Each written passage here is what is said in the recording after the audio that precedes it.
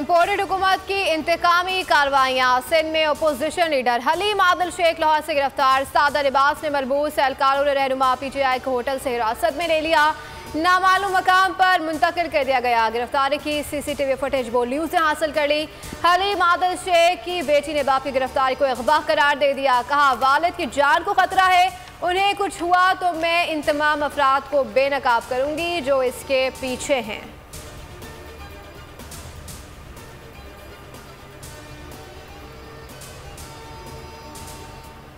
हलीम आदिल शेख की गिरफ्तारी पर PTI रहनुमाओं की शदीद मजम्मत। राजा अजहर ने कहा, इनका मकसद इमरान खान के सिपाहियों को खामोश कराना है।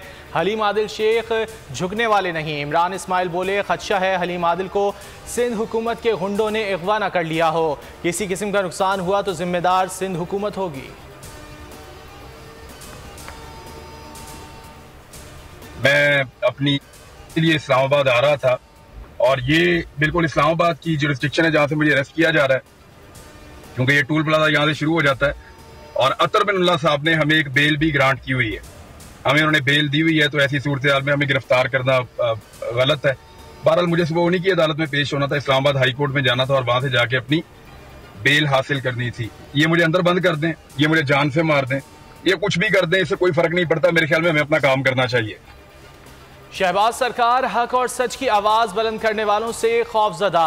आज़ादी इजहार राय की दुश्मन इम्पोर्टेड हुकूमत ने सहाफ़ियों को निशाने पर ले लिया। सीनियर सहाफ़ी इमरान रियाज खान इस्लामाबाद टोल प्लाजा से गिरफ्तार, अटक मुंतकिल। इमरान रियाज खान ने इस्लामाबाद हाई कोर्ट से जमानत ले रखी है। इमरान रियाज खान की गिरफ्तारी के खिलाफ इस्लामाबाद हाई कोर्ट में पटिशन दायर। समाअत सुबह 10 बजे होगी। अदालत ने IG के नुमाइंदे को तलब कर लिया। सब्सक्राइब करें और बेल दबाएं ताकि कोई खबर रह न जाए।